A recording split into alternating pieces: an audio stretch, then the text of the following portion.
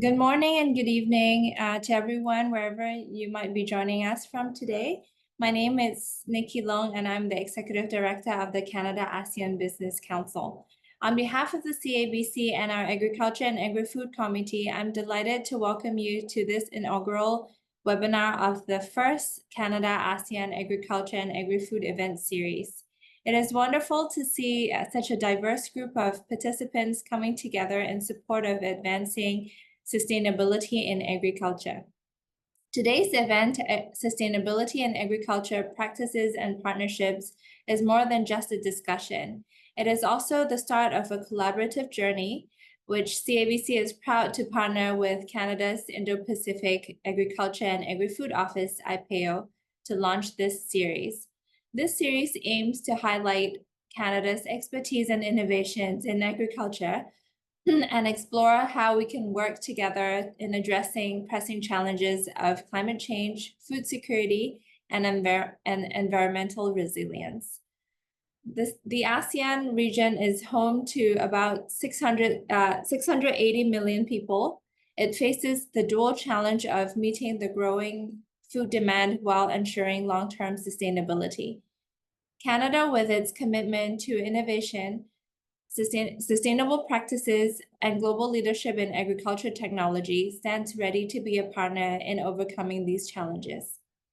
This CABC IPAAO event series is designed to foster knowledge exchange, strengthen partnerships, and explore innovative solutions that can benefit both Canada and ASEAN. Our goal is not only to showcase best practices, but also to listen, learn, and identify opportunities for meaningful collaborations together.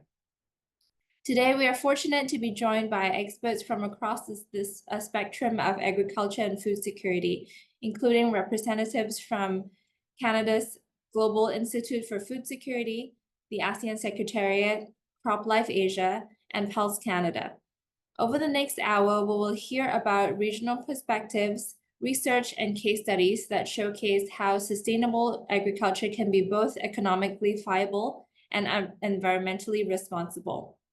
I look forward to the insightful presentations and discussions ahead, and I encourage you, all of you, to engage actively in today's session.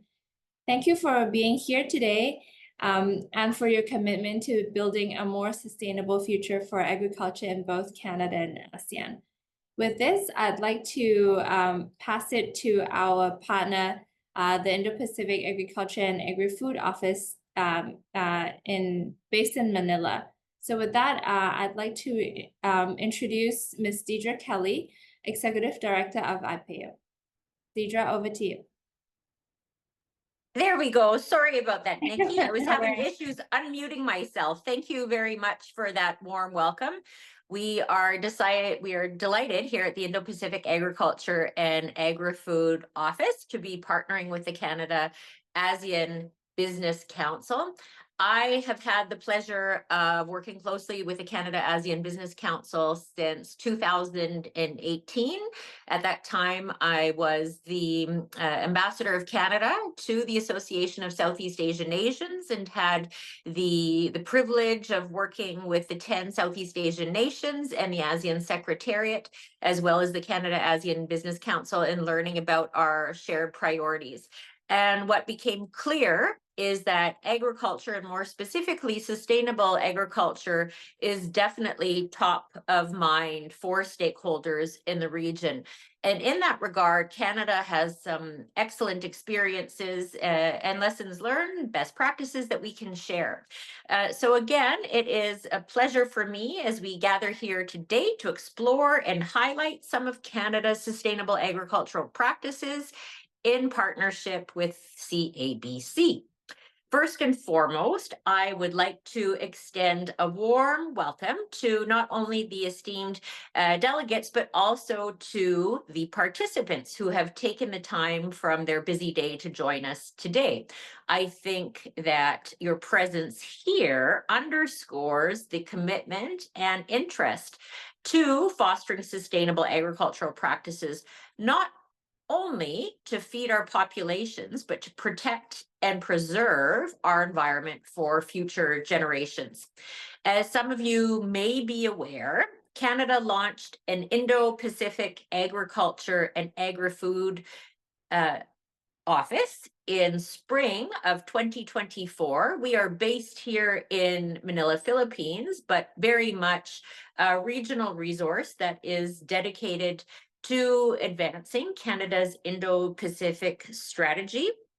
And under the Indo-Pacific strategy, we are unique in that we are double-hatted. So we represent both the Canadian Food Inspection Agency and Agriculture and Agri-food Canada. So our office consists of technical specialists from the Canadian Food Inspection Agency in plant, animal, and food, as well as market development and market access specialists from Agriculture and Agri-food Canada. I think we're very proud that Canada has been at the forefront of agricultural innovation, and it is clear that our commitment to sustainability is unwavering, whether that is economic or environmental and social. Our journey towards sustainable agriculture is driven by a deep, deep understanding of the need to balance productivity with environmental stewardship. From precision farming techniques to the integration of renewable energy sources, Canadian farmers are leading the way and implementing practices that have contributed to the resilience of our agricultural systems in face of climate change. It is a known fact that no universal approach to sustainability sector. There is no, sorry about that, that there is no universal approach to sustainability in the agricultural sector. Challenges and solutions are context-based. Policies, measures, and actions need to be based on outcomes and objectives to take into consideration unique circumstances.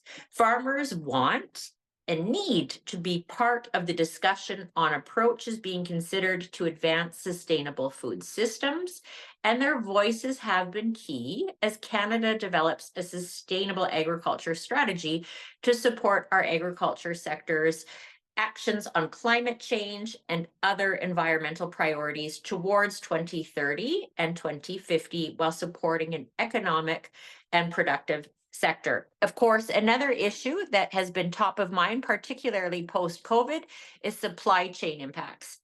And what we have seen is due to the pandemic and global conflicts, it has underscored the need for collaboration and innovative approaches to our food security needs, as we know that this approach is what ensures that partners will succeed.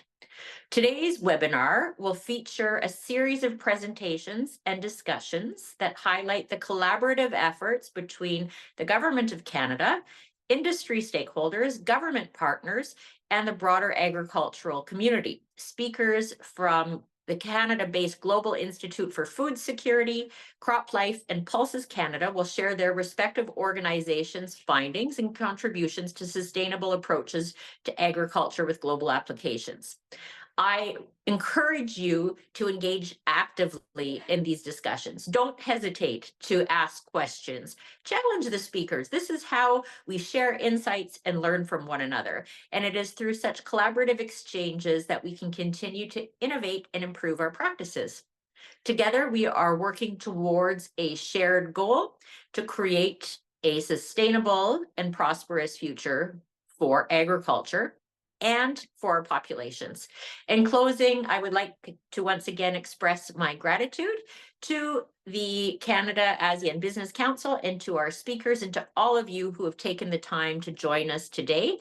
And we are eager to learn about your dedication and hard work and how you are leading the way in sustainable agricultural practices. Thank you very much.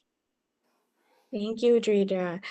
Before we begin, for those who are not familiar with the CABC, I would like to go over who we are for a little bit, and then we'll go over the agenda, and then we'll take a quick photo before we start the session.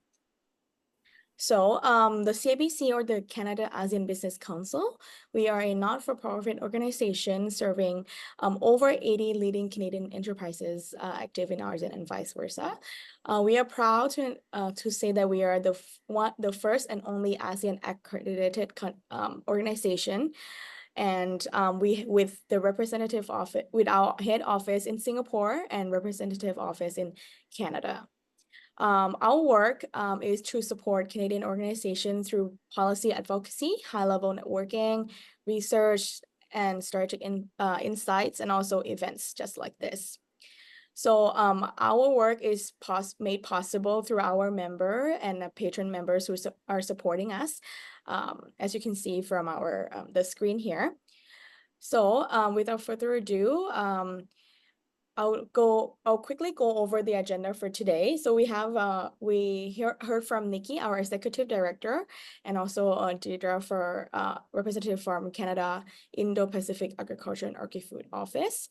Next, we'll hear from Dr. Stephen Webb, who is the executive director and CEO from the Global Institute for Food Security. And then we'll move on to the panel discussion and then the Q&A session. So if you have any questions during the sessions, please put it on the chat function, or you can hold your questions until the Q&A session and use the raise hand function.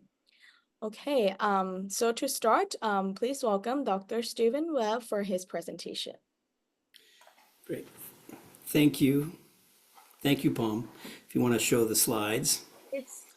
And I want to first begin by thanking both the Canadian-ASEAN Business Council and the Indo-Pacific Ag Office, with the dual mandates of agriculture and the Canadian Food Inspection Agency. And Deidre, your opening remarks are going to hit on lots of the same themes that I will hit on in this presentation. So next slide, please. As mentioned, I'm Steve Webb. I'm the CEO of GIFS. GIFS it was formed as a partnership between industry, government, and academia. And I think this is really important when we think about how do we spark inventions and catalyze market impacting innovation. Those represent the three sectors that have to work together. And at GIFS, we've created our vision is a world where everyone has access to safe and nutritious food. That inspires our staff. That vision has actually attracted people to work at GIFS as employees of GIFS, but more importantly, as partners around the world. Our mission drives all of our behaviors, and it's really got three important parts. We work with partners. Everything we do is in partnership with someone. And as Deidre mentioned, we need to be thinking about partnerships and collaborations to overcome the challenges that we face today. Discover, develop, and deliver represents the entire innovation pipeline, and we play up and down the entire innovation pipeline to deliver innovative solutions that deliver globally sustainable food production. And to re-emphasize what Deidre mentioned, economic, environmental, and social, all three legs of that stool. And we've got some really good examples in this presentation of how innovations can deliver all three of those for increased productivity, increased environmental footprint, and social sustainability. Next slide, please. I've been asked to talk about some of the work that we have recently published around carbon life cycle analysis. And just so we ground everyone, carbon life cycle analysis has really been designed around what I would call built industries. So industries like electrical generation, oil and gas, so running a refinery, mining, manufacturing. And again, relatively controlled operations where you can measure all of your inputs and measure all of your outputs in terms of emissions. Agriculture is a little bit different because we do things in the natural environment and we rely on things to grow. As part of the analysis, we look at the complete analysis as per the global standard, all of the emissions associated with all of the inputs, whether it's the seed, fertilizer, crop protection products, the fuel that's needed to produce a crop, all of the field activities that farmers and producers undertake, and then all of the associated emissions post-harvest to the export of the crop around the world. This is the standard that is used in the global industry perspective. We looked at 5 crops in the first study: canola, non-durum wheat, field peas, and lentils. and we compared Canada's performance to 5 other jurisdictions. And again, those were selected based on one, they're potential competitors of ours in the export market in this space, but also Canada, Saskatchewan, and the countries we compared have really good national data on the performance of their operations, which again is essential. Quality data allows us to make better decisions. And the other thing that we built into this study is not just following the standard process, but we also started to investigate how the farming practices in the various regions impact soil carbon emissions or sequestration. Now, if we can go to the next slide, we'll jump right into the really deep data sets. So again, the panel on the left is the accepted benchmark carbon life cycle analysis for applied to an agricultural setting. Again, the countries are across the bottom. Saskatchewan is not a country, it's a province in Canada. Then we have Canada, Australia, France, Germany, and the United States. These bar graphs and the various boxes, the boxes represent the individual components that lead to the carbon or carbon dioxide equivalent footprint of the operation. In this graph here, it's non-durum wheat. The panel on the right, we took the liberty of also including the impact of agronomic practices on soil carbon. And it's kind of a proxy for how well the soil is doing. So are you maintaining, losing, or growing or improving the quality of your soil as measured by organic matter that's sequestered? You can see countries like Germany, the DE, the box on top, that teal colored box, is rather large. And in fact, when that's an example of how farmers in Germany really, through their agronomic practices of deep tillage and other practices, oxidize a lot of organic matter in the soil. So it contributes to the footprint. That's not measured in the traditional analysis, so it kind of underrepresents the footprint of German crops. Conversely, when you look at Saskatchewan and Canada, you actually see the soil carbon numbers actually below the line, which reflects the agronomic practices practiced at scale here in Canada actually sequester carbon. Now, this is outside of the traditional look at carbon life cycle, and one that we felt that was really important because how you farm is just important as what you use to farm. And that's the behaviors and strategies related to how they operate their entire system. So if we take a look at the next slide, it kind of simplifies what that graph looked at. We set Canada to kind of the standard and compared everyone to Canada, which had Canada had a lower footprint than the other countries in the analysis. You can see that Australia, France, Germany, and the United States all had higher analysis, and this is with the soil carbon, whether it contributes to more emissions, like the case of these countries, or it reduces emission, like we see with Saskatchewan and Western Canada. One of the things that I think is important to point out is that it is not uniform, even in a country like Canada. And one of the reasons for that is different soil conditions and different environmental conditions across Canada. So Saskatchewan, we see it's about 29% less than the Canadian average. Western Canada is about 13% less. And main reason for that is particularly in the Red River Valley in Manitoba, the land is very wet and very heavy. They practice minimum tillage or conventional or in terms versus direct seeding, which is more prevalent in the country, the province of Saskatchewan. So again, it's important to really dig deep into the agronomic practices to fully understand the footprint. And again, this is non-durum wheat. Next slide, please. And then I want to build on another statement that Deidre made, innovation. And what we see in the performance of the reduced carbon footprint of Western Canadian and Canadian crops relative to peer countries is the adoption of innovation. I'd say one of the biggest ones is a robust 3-crop rotation, small grain cereals like wheat, barley, oats, durum wheat, oil seeds like flax and canola, and of course the pulses. And I'm not saying that because Dennis is on the call with me, but I think it's really important to see how these crops all work together to contribute to a robust and sustainable footprint. The innovation at scale, one of the fundamentals to a regenerative type of agroeconomic practices is trying to protect the soil, minimum soil disturbance. 93% of the land acres in Saskatchewan are no-till or minimum tillage. The adoption of that wide scale has really benefited the economic or the environmental footprint. Wide scale adoption of herbicide tolerant canola fits into that no-till scheme. And of course, again, the nitrogen fixation that the pulses add in addition to the rotation that they offer. And then innovation is also on the rise. We're seeing more and more adoption of variable rate technology, see and spray technology, where again, the benefit of the crop protection inputs are being realized, but not broadcast across the field, but only where they need to be applied. And again, new genetics, which is foundational to driving a regenerative system. To put it in perspective, in the last 30 years, grain production in Saskatchewan has gone up from about 22 to 24 million tons to over 40 million tons in 2020 without increasing the footprint of the agricultural land. What drove that is continuous cropping by the adoption of these regenerative practices and the new genetics. Next slide, please.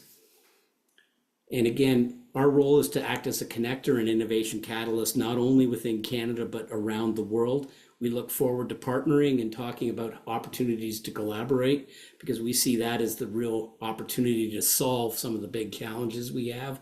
And I also want to share with everyone today, we're doing some additional work. We're investigating the carbon life cycle of beef production. I would point people to the Canadian Roundtable of Sustainable Beef's recent study that they produced. And again, we're comparing to other countries, and also oats and barley as well. So thank you to the organizers for allowing me the opportunity to present, and I look forward to questions. Thank you. Now I would like to hand over to Nitin from IPAAO, please. Thank you, Pam, and thank you to the speakers for your comments. We'll keep the bios online. I won't introduce each of our speakers for the panel. I want to give them time to really get into the questions. And if that's okay, I think we'll start with our first question is to Dr. Pham Minh. What are ASEAN's priorities and main challenges in implementing sustainable agriculture practices? If you could focus on ASEAN's priorities and barriers to sustainability and highlight some potential opportunities for collaboration. Thank you, Nitin. And first of all, on behalf of the ASEAN Secretariat, I'd like to thank the Canada-ASEAN Business Council to invite us to attend this. I think that's very interesting event.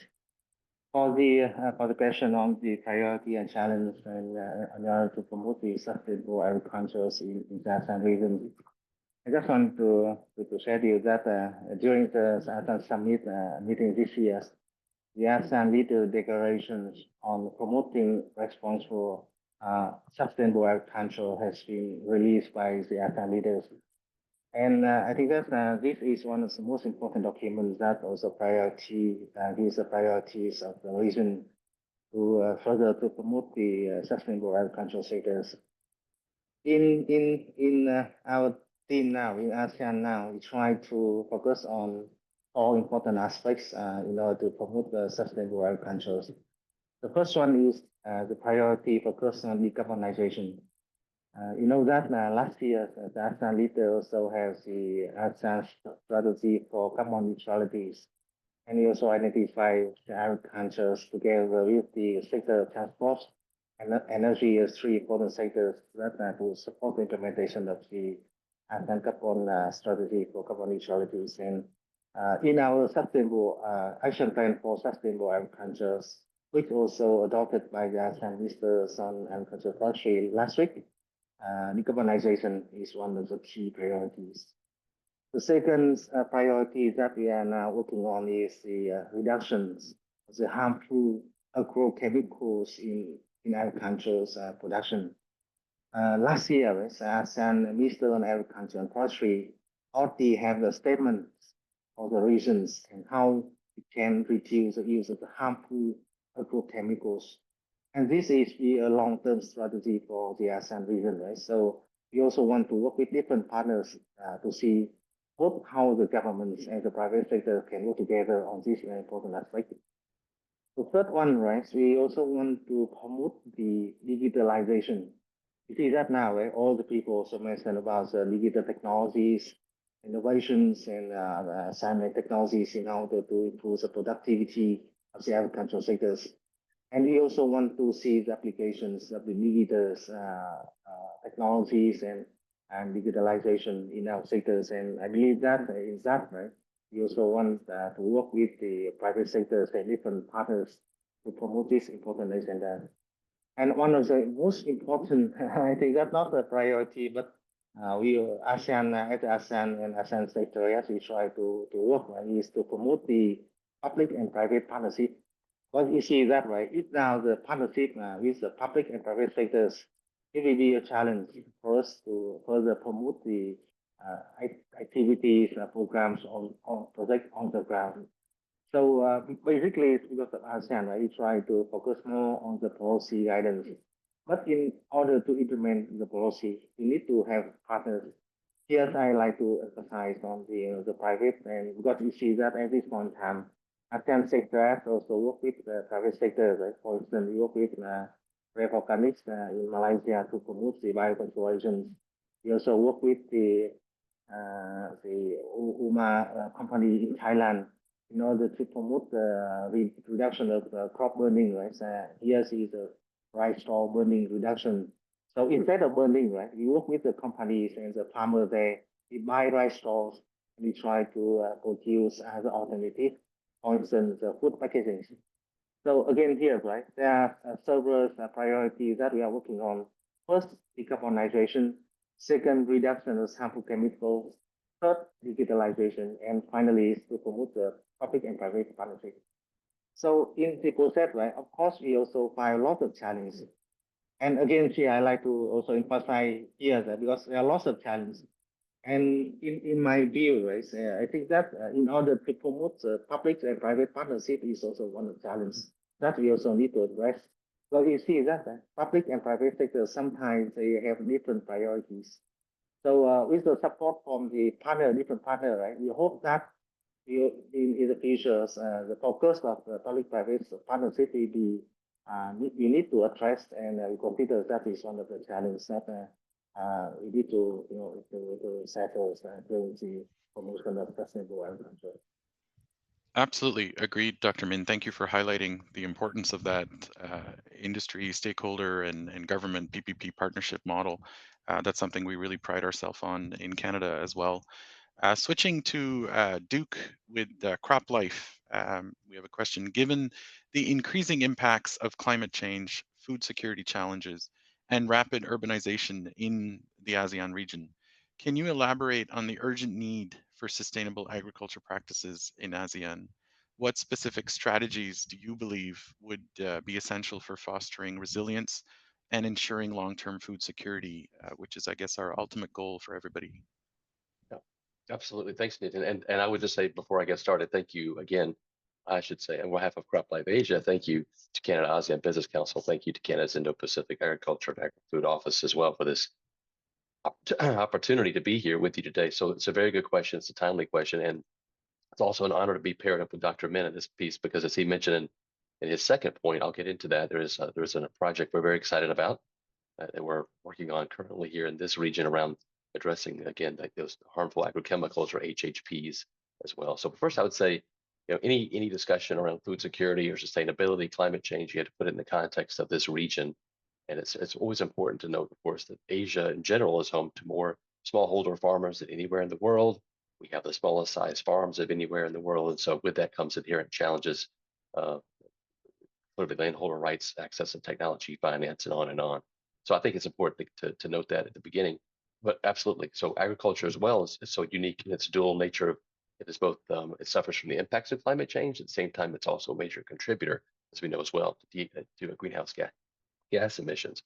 So and plant science, CropLife Asia represents again, is the voice of the plant science industry for this region. Our sister association, Cropland Canada, does a great job in Canada as well, I should note. But for here in Asia, I say we do our best to promote the notion that technology and innovation have a big role to play in addressing those challenges, whether it's crop protection products, gene editing technologies, or just traditional plant biotech, seeds, hybrid, and on and on. An increasingly important role in mitigating and adapting to the effects of climate change. So, but the project in particular that I mentioned, I wanted to highlight earlier is called SPMF, the Sustainable Pesticide Management Framework.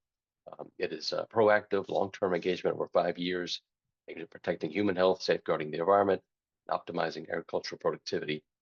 So it's not just here in Asia; it's also been launched in Latin America and Africa, but here in Asia in particular, it's in Southeast Asia. So I'm happy to share that. So actually it launched, or it's underway in Asia. It launched last year in Vietnam, along with the Ministry of Agriculture and Rural Development in Vietnam. It'll be launching here in the next couple of months in Thailand. We're excited about that, and there'll be a third ASEAN country as well where we'll be launching it too.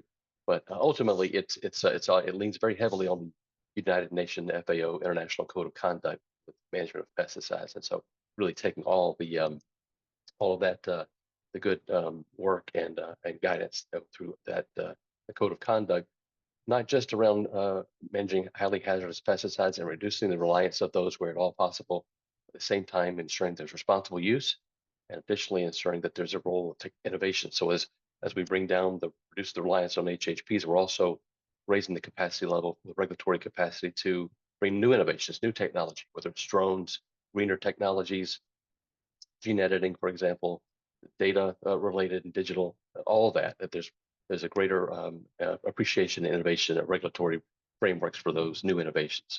So a lot to cover there in a short period of time, but we're excited about that particular project, SPMF, here in ASEAN.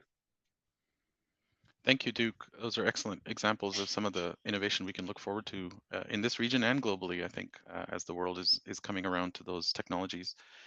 For our next question, I'd like to flip this to Dennis with Pulse Canada and Dr. Webb with GIFS. We know that Canada is among the global leaders in sustainable agriculture. Could you share how sustainable agriculture has been implemented and developed in Canada? And I know we saw a few comments, from Deidre Kelly earlier, as well as Steve in your presentation, but if you have anything to elaborate on that, and from Dennis as well. Dennis, go ahead. Since I was talking for 10 minutes, you take the floor and I'll clean up, okay? Thank you. Okay, Dr. perfect. Yeah, I'll go ahead. So yeah, thanks again for inviting me to this. I really appreciate the invitation from the Canada-ASEAN Business Council, and we have got a great partnership with the IPAAO in the region, which is helping us really reach into this region, which we need more exposure to as Canadian industry. On this question, I mean, for me, a big component of this has been our capacity in Canada to leverage legumes. I mean, I represent Pulse Canada, and we're the second largest producer of this crop in the world. And really, they provide a powerful punch when it comes to this whole sustainable agriculture story. The use of pulses in rotation. We conducted a study a few years ago. They can reduce emissions in our crop production systems by up to 3.6 million tons of CO2 annually. That represents over 10% of our greenhouse gas emissions that come from our crop production sector in Canada. So it's a significant opportunity that Canada has been able to leverage to really limit the emissions that we have from our agricultural systems. But what I like to really focus on as well is how do we apply that within products and product applications within the marketplace. So we've done a lot of work at Pulse Canada to try to demonstrate value for these low emission and low carbon footprint products. So we've done some work looking at cereal-based foods like noodles and pasta and bread, and utilizing pulse flours and pulse flour applications, and seeing that they both improve the nutrition of those products, but they can also improve the sustainability of those products at the same time.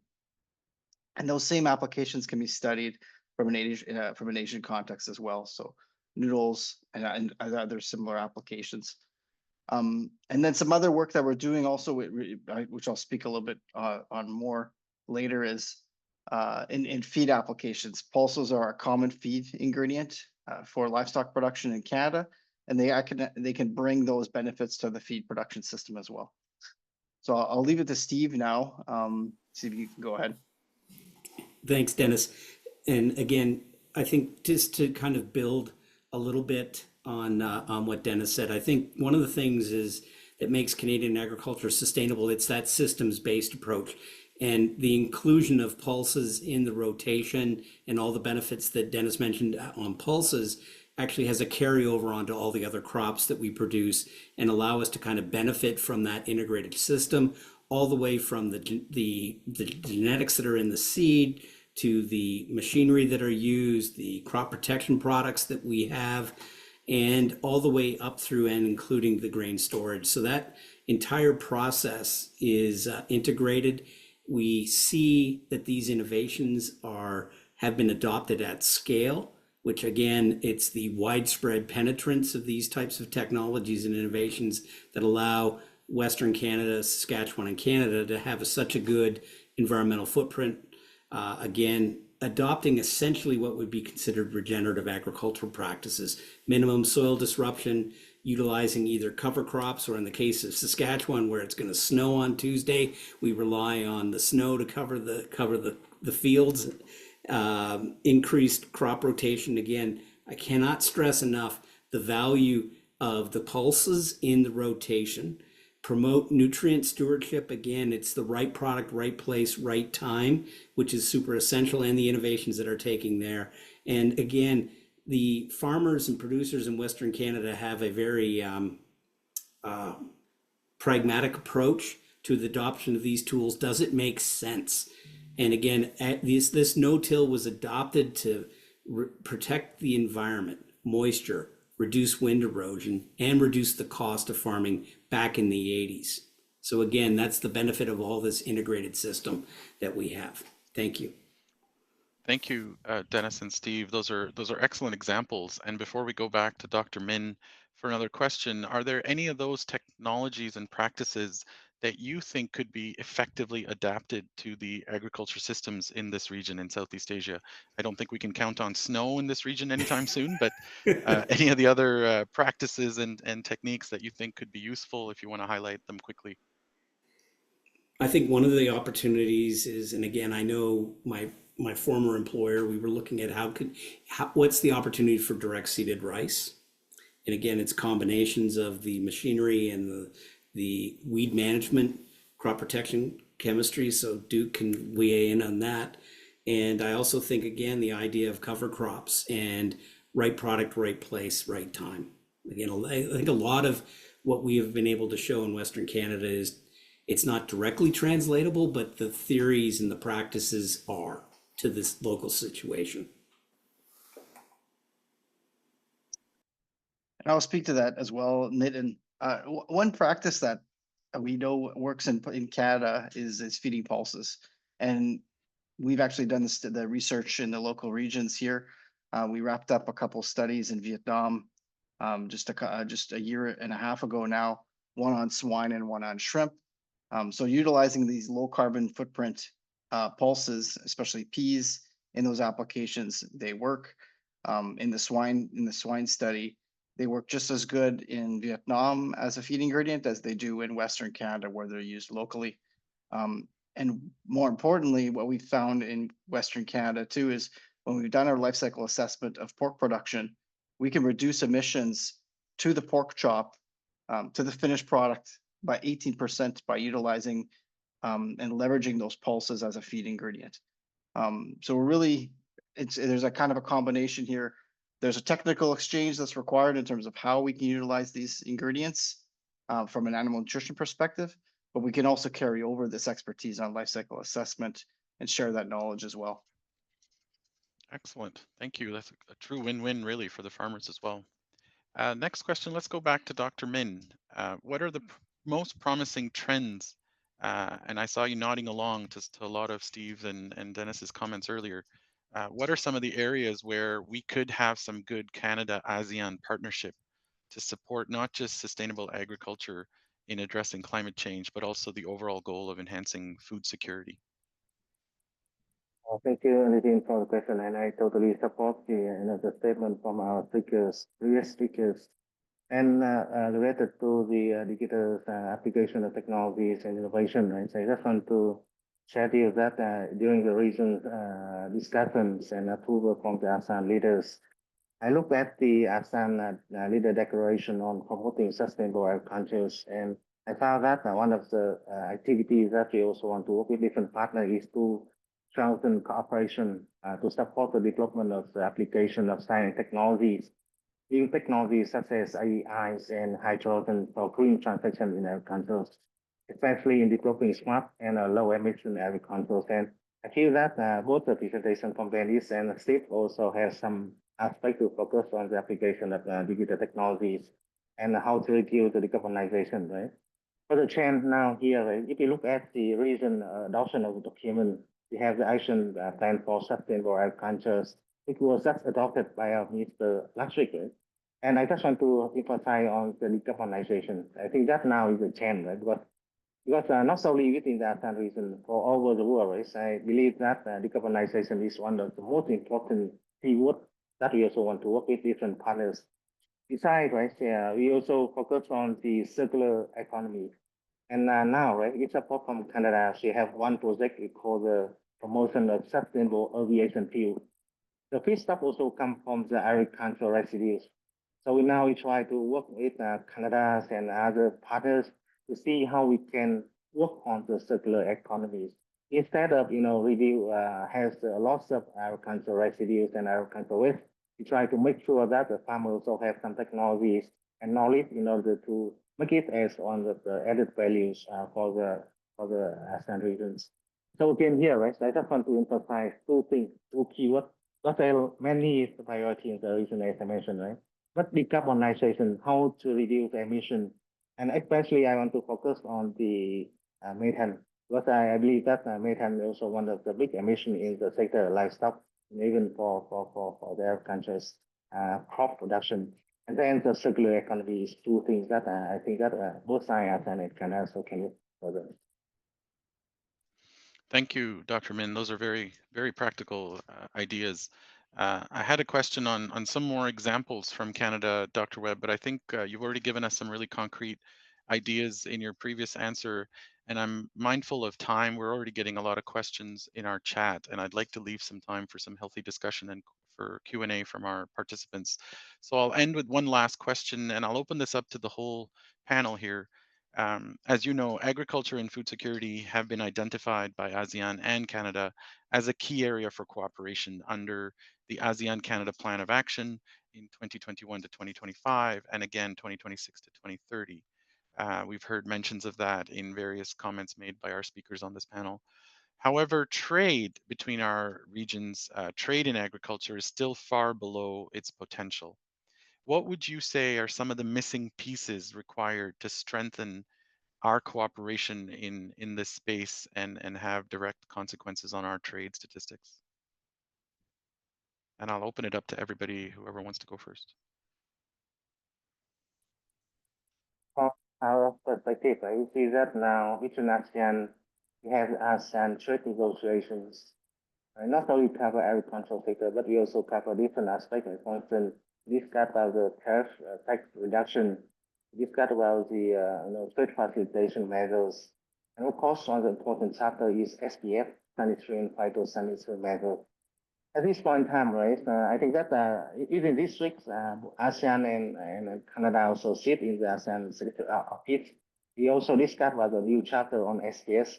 What we try to do is to make sure that our product, agricultural food product also exported to our region, right? For instance, from Canada to ASEAN and from individual ASEAN member state to Canada. At first, at least we also meet the expectation, right? The standard. Then we try to discuss about all the aspects, including the regulation, food safety, risk management. So with that, right, I believe that in agriculture, we'll try to do our best to make sure that the product export to the other to meet the expectation and standards. The other team in the ASEAN sector also discuss about the tariff reductions. And I believe that it will also identify the list of products in agriculture that we want to promote to export. I think that it will be good way for us to free trade in agricultural products. No, those are excellent examples. Go ahead, Dr. Webb. I was just going to add that I think one of the key things is having forums like this to build the connections, collaborate, and to share information. I think one of the comments in the chat from Andrew Powell is very relevant as it relates to understanding the impact on scope 3 emissions and where do you source ingredients from. Yeah, I think it's really important. And again, for Canada with the office in Manila and the opportunity from a provincial Saskatchewan perspective, Greg Edness and his team based in Singapore as well can give more information on the products that can be shipped or available from Saskatchewan. I want to build on Dr. Min's comment about the need for partnership and collaboration in all the sectors to work together. I think that is super critical. I think Duke's comment about gene editing is super important because one thing we know is we need all of the tools in the toolbox to be able to, and new innovations to address the challenges we face today and tomorrow.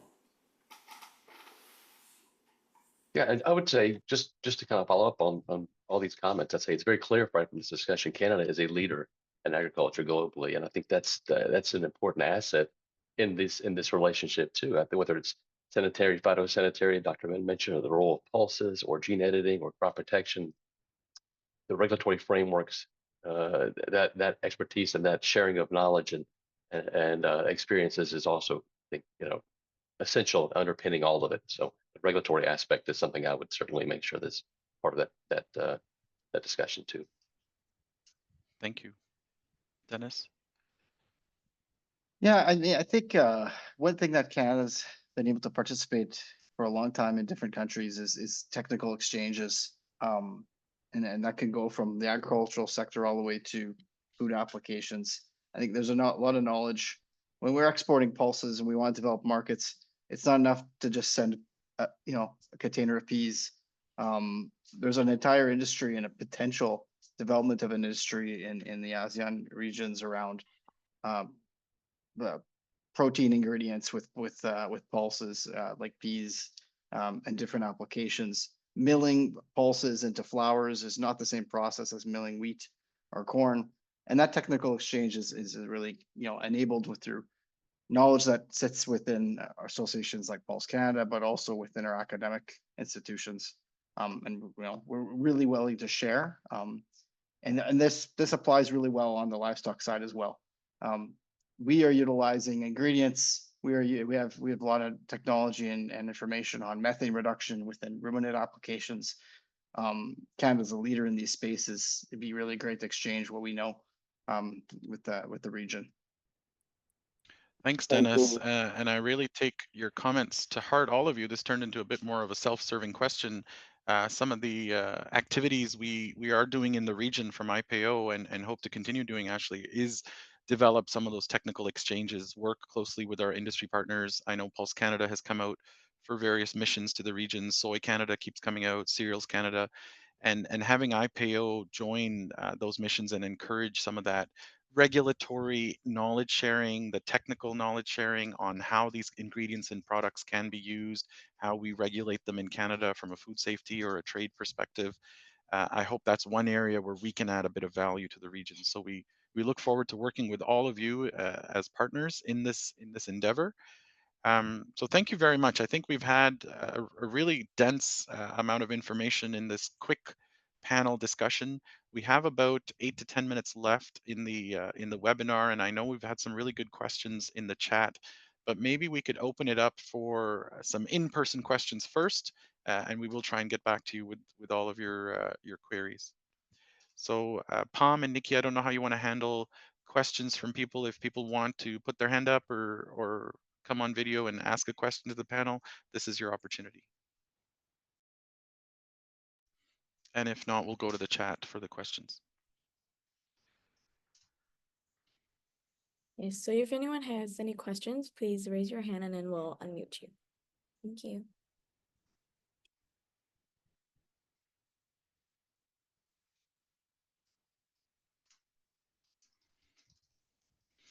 Okay, let's maybe go to the meeting chat. We've got a few questions that we can quickly head off. We had one question from Ms. Chung. Thank you for the webinar. Does Canada have a sustainability program and certification system in place for soybeans? And how does this program meet the requirements of the EU? I don't know, Dennis, if you have any quick comments on that. We don't have a soy representative here, but Yeah, I mean, we're in close contact with Brian Innes at Soy Canada. Great. So they've been for a couple of years now been running a sustainability program, somewhat in response to the US's promotion of their own program in export markets. And so that soy program is kind of voluntary based.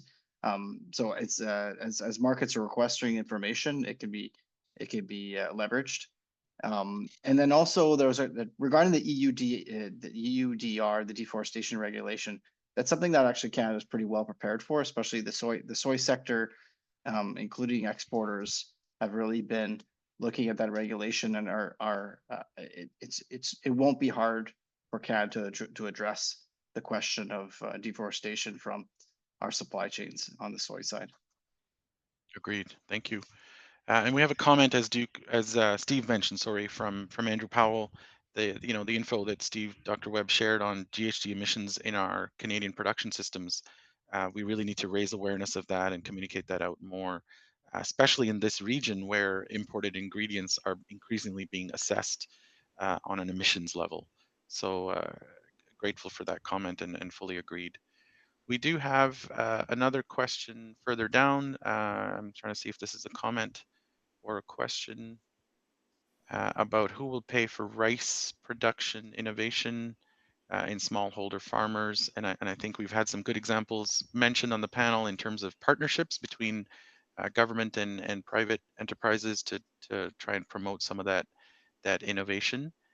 Am I missing any questions? Pom and Nikki, looking to you for some advice here. I think we have covered all the questions on the chat. Great. We'll just open up the floor for participants to make any comments or maybe even to introduce themselves if they're doing something in the relevant space or any questions. If not, I think we should be able to close this session. For that one, I just want to tell you that for the EUGR, in fact, the ASEAN sector also work with the EU partners. We also have one programs on the green tier policy, right? And we also more focus on decarbonization. Under the program, right, we focus more on crop burning. Because we see that ASEAN also have a strategy for reduction of crop burning. And I think that this is one of the important aspects that we also want to work with ASEAN. Besides, we also focus on food safety, right? Traceability system is one of the things that we also further work with the EU partner to make sure that the product also meet the standard from EU regulation. That's something to say here. I see we have a question. Go ahead. Yeah, I'm CS Liu from Singapore with a company called Pacific Agri-Science. I just made a comment and also asked a question. The comment is that there are 570 million farms around the world, of which 80% are in the developed world. So they're all very small farms, 1 hectare to 5 hectares, or maybe 10 hectares. How can any of these sustainable practices that are developed in the developed world be able to apply on all these small farms? How do you reach out to all these small farms? It's a challenge, right? So I mentioned also about the flooding of rice, which gives rise to enormous amount of methane that is discharged into the atmosphere. Of course, you don't need to flood rice. You can grow rice on an upland basis with drip irrigation and plastic mulching, but there is a cost in setting it up.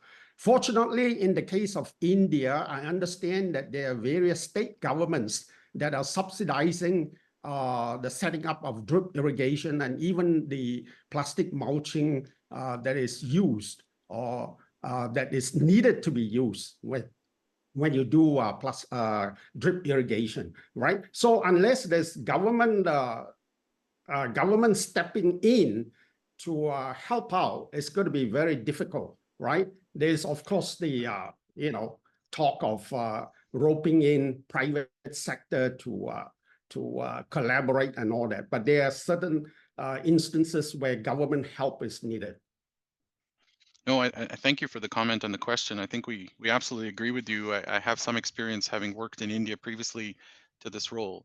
And we have seen examples in that. I think you're right. Government does need to play a role in supporting some of these initiatives to encourage smallholder farmers. And what we saw quickly developing in India was a very, very quick farmer-based organization approach, a cooperative approach where cooperatives were getting together and working with large-scale companies like Mahindra and Mahindra, for example, in India, and importing Canadian technology. One example comes to mind. We had a direct seeder company working with a small agriculture machinery implement that could be added to a small tractor, and it would allow farmers to direct seed their next crop through the stubble of the previous crop. And it had multiple benefits, right? It avoided the crop burning that Dr. Min mentioned is a growing concern in the region from a pollution and sustainability standpoint. And it also allowed that ground cover of the previous stubble to protect the seed for the next crop. So we see innovations like this, but I absolutely take your point that we need a good supportive government and private partnership to really bring that to the masses, the large number of smallholder farmers that we have in this part of the world. I don't know if any of my panel colleagues have any further comments to add to that question.